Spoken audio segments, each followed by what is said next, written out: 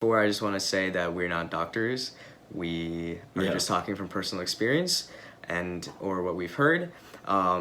Please don't take anything we're saying so seriously. We're just answering your questions from... This is just our opinion and our experience. We're not telling you to do anything or you should do anything. We're telling you not to do anything. Yeah, don't do anything, but if you are going to, that's our answer. It's like whatever, it's like smoking. Everyone in the right mind will say you, of course it's better not to do it, but if you do it, try to do it this way. Absolutely. Just be natty. I don't think I've ever said I was natty.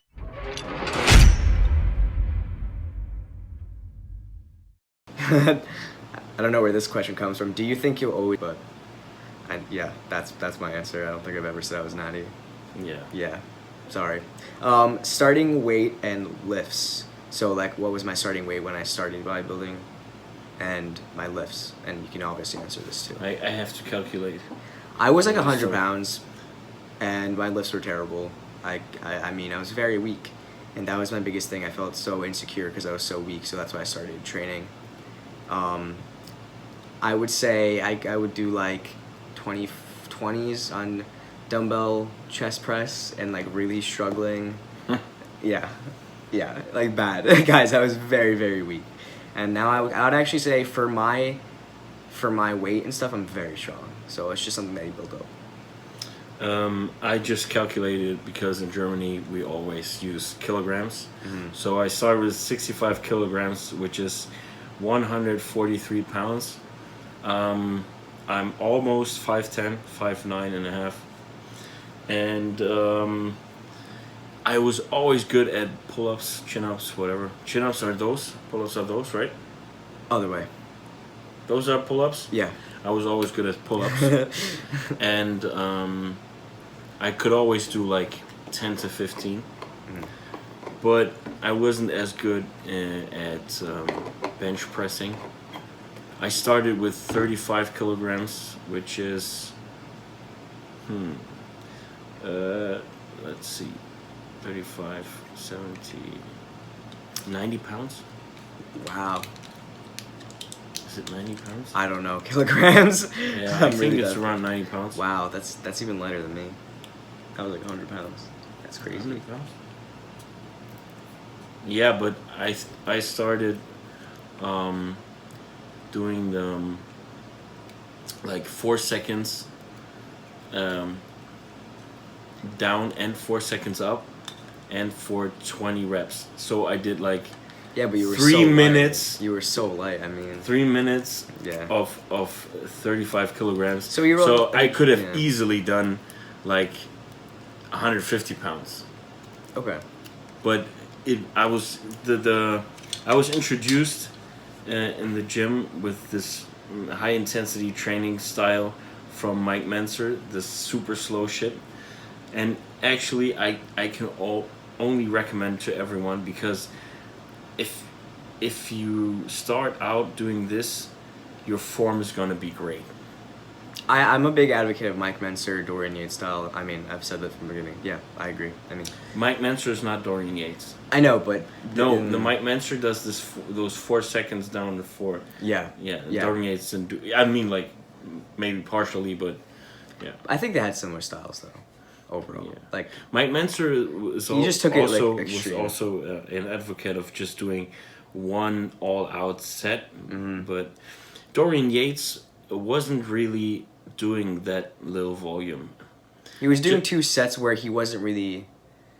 He was like, I would say like 60-70% capacity. Yeah. He worked up. Many people would count as volume what Dorian wouldn't count as volume, so he was not doing only 1 set. You can't just go on the leg press, put on 1,000 pounds without pyramiding up and say, I did 1 set. I mean, like... He would do 1 working set and other sets to set himself up for the set. Yeah.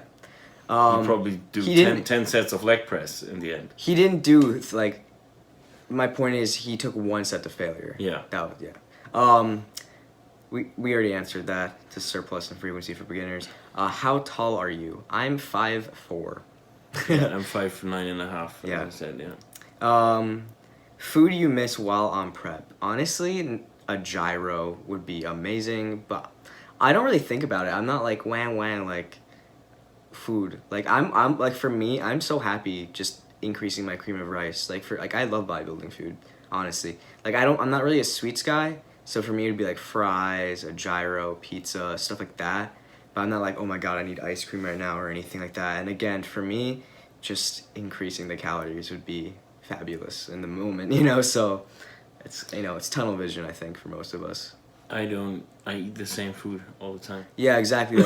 Like in my off season, I'm eating the same thing. It's just in larger quantities, and I think our bodies kind of got used to it. Because now, if I try and eat like normal people food, like people, I feel gross. I don't feel good, at least. My digestion has never been a problem. So some are like when they cheat after their competition and they eat like huge amounts, they have like stomach issues and stuff. Nothing. I could eat 5 pizzas, no problem. Yeah. I did that, no problem. You want to do 20K challenge after my show?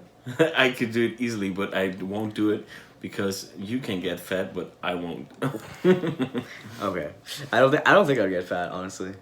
It's 20K. Oh shit, you'll put on fat.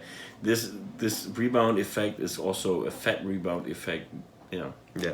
Anyway, how to lean bulk? Same thing as bulking, but you want to be in like a 200 or 300 calorie surplus. You don't want to be. Lean bulking. It means you're just not pushing the bar. You know, you're just at a certain amount where you're putting on muscle, but you're minimum. You know, you can do some cardio still and stuff. But I would say if you have a hard time putting on strength and muscle, I don't think you should don't lean bulk. I think lean bulk's a waste of time personally. I mean, I'm not advocating to eat like a slob. Yeah. But I think lean A bulking. little more surplus, just. Lean bulking. Why would you not want to try and maximize your muscle gaining potential? Because you don't when you lean bulk. You're just hoping you are. If you're in a bit more of a surplus, you definitely are. Yeah. You know, so. So rather 5, 600 calories. Yeah. Not just eat everything, but like, don't be like in a super tiny surplus. Yeah, don't constrict yourself like that. It's ridiculous. Next question. Why do you use a baby spoon? I use a baby spoon on prep because it's just a smaller, it just takes longer to eat things, so it lasts, like, you know, I feel like I'm eating more. I also use that off season. Yeah. Because I like to eat so much. Yeah. Yeah. So it's just like it's just making sure that, you know, you eat slower and then you'll feel fuller probably by the end. Current macros, I'm on a meal plan, so I can't tell you. No idea. Yeah. But I could guess, like, my fats aren't that high, so I guess, like, maybe 50 grams of fat. Mostly from cocoa and from fish oil and from egg yolks.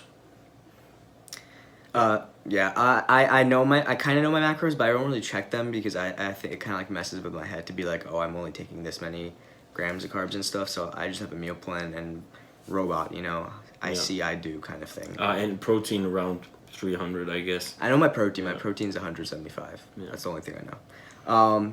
Favorite back exercise? Honestly, I really like rack pulls and rows.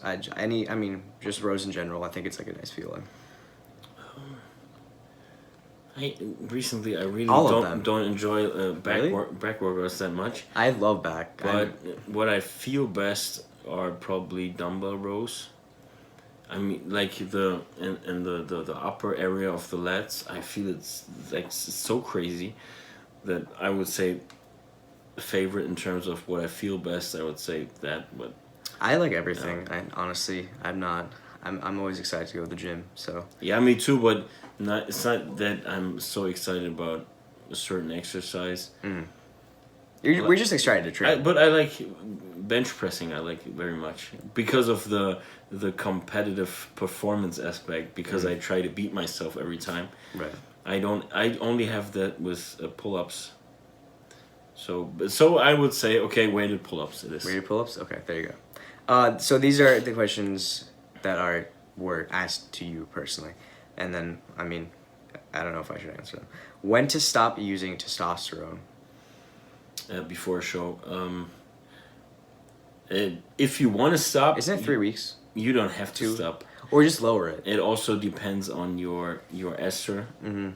And you don't have to stop it, because if you manage your estrogen, and you can crush your estrogen while on testosterone, so you could even be like, you could even have less estrogen while on testosterone than while being off testosterone. So it's just a question of estrogen management. Yeah. But if you want to go off, like, and you use, for example, enanthate, you should go off at least 20 days before the show. If you're on propionate, you could go off Sunday if your competition is on Saturday. It's also like you have to watch yourself. You know, it's like one of the things, like a trial and error. And at least I know that, well, like, a lot of people will like taper it down. They don't just completely come off. What I like is using the same like stack or whatever, like 4 weeks out, staying on the exact same stack, and knowing your estrogen and everything, and then you know, okay, there's no more water to lose. Like, if I'm lean now, I know I'm lean. And because if you don't have your estrogen already to the point where you want it to be on competition day, you always wonder, is it water that I have to lose from estrogen, or is it fat? So like, this is could be a brain fuck. If you, like, for me, I coach myself, so this could brain fuck me. If I just give it into the hands of someone else who I trust like 100%, and I say whatever he says, if he says now you're holding water, then, and I trust him, okay. But if you do it on your own, I would like be on the same level 4 weeks. I would get a coach. That's my answer. I would definitely get a coach. And also, before, I just want to say that we're not doctors. We are just talking from personal experience or what we've heard. Please don't take anything we're saying so seriously. We're just answering your questions from... This is just our opinion and experience. We're not telling you to do anything or you should do anything. We're telling you not to do anything. Yeah, don't do anything, but if you are going to, that's our answer. It's like whatever, it's like smoking. Everyone in the right mind will say of course it's better not to do it, but if you do it, try to do it this way. Absolutely. Mm-hmm. Smoke outside and not in your bedroom. Mm-hmm. And yeah. So my personal advice is get a coach that actually really knows what he's doing and has a lot of experience. Yeah. Because you don't want. I mean, I'm telling you, you're already be second guessing everything you're doing. So why add to that? You know, you don't even need to coach the whole prep, but the last month. It would be in your best interest, in my opinion. Yeah, and if you're not really 100% sure about the science and the medicine, of course, get one. Please. I mean, like, and it should be like, consider what you put into it, and then think about, okay, if I would have just spent those $200 more, I could have been my all-time best. And you just wasted so much money. And you wasted so much effort, and then you were on stage and you fucked up.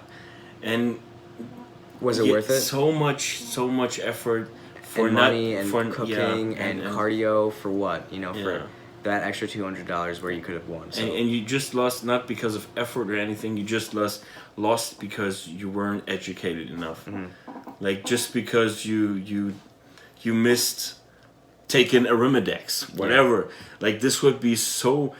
This basic. Is not it's necessary. So basic, to like, losing because of this is like... It's not worth it. Get a coach. No, yeah. Thoughts on Clen? Okay, Clen is like... It's a fat burner. It's almost everyone does it in prep. Most of the people take way too much. Some go as everything though. Some go up to 200 micrograms a day. Really? Yeah, it's insane. So first of all, if you do it, which I would not recommend, again, we are not advocating to do anything. But if you do it, I would suggest to space it out on 20 micrograms. Like, don't take too much at once. Although the half-life is like 24 hours, you should not take all at once because there's always gonna be a spike. Yes, that's true. It doesn't go into your system like linear like this. Sometimes things do this, and then they go in And why? And you know, so if you take everything at once, you have like a crazy spike. your heart is gonna hate you. Yeah, and it's hard on your heart. So you it's just like food. Yeah.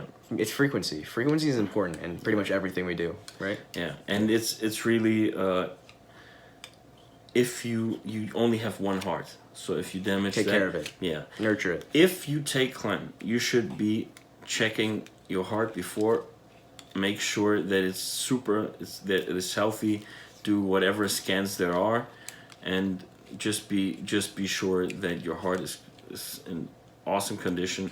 Then probably there's not gonna happen anything bad if you don't overdose it. Also, there is ketotifen. I think it's pronounced like that.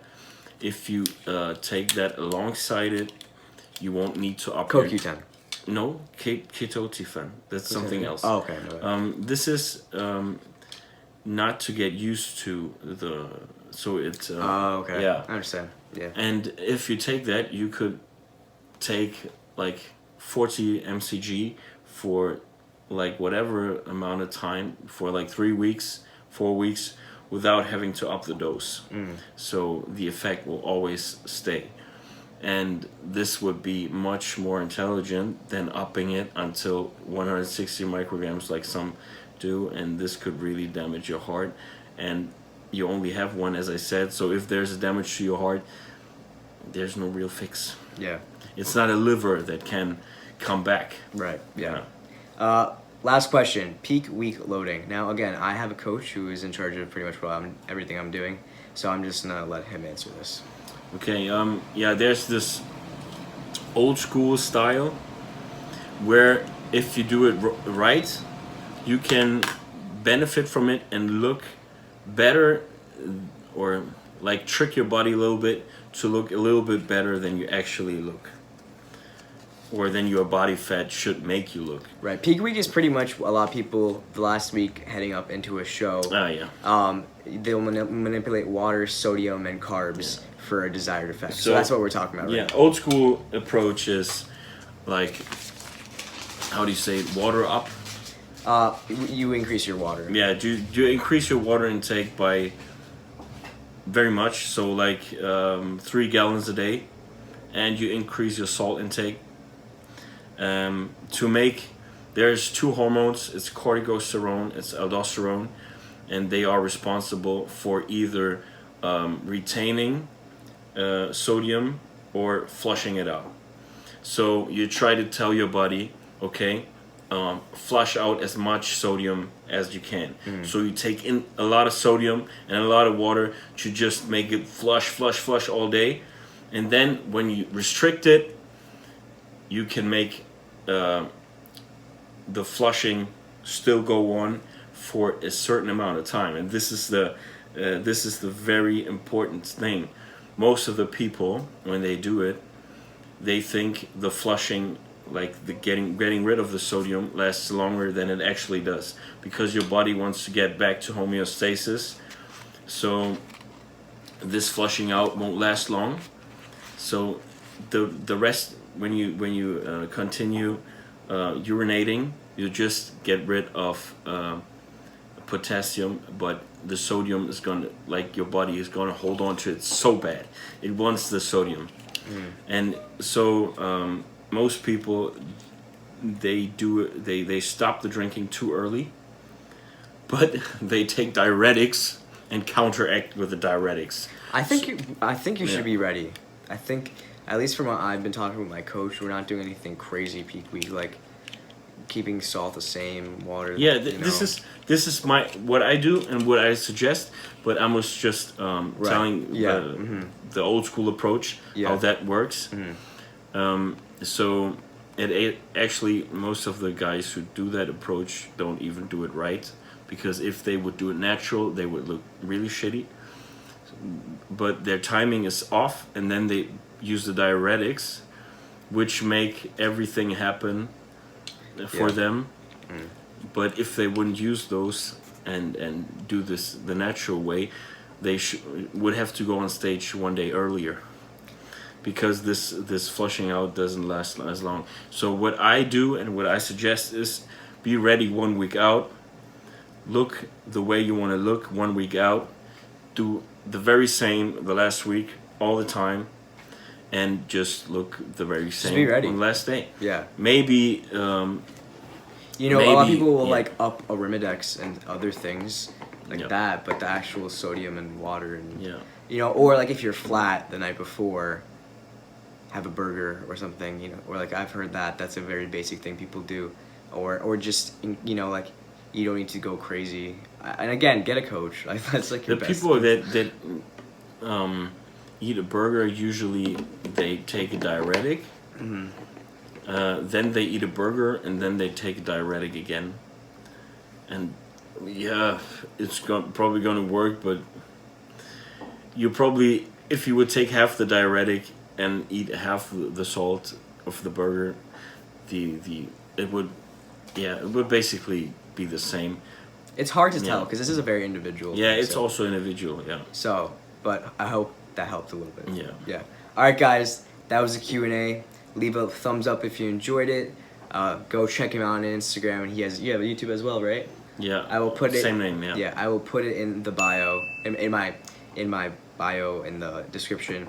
That's it, guys. All right, subscribe if you haven't already. Peace.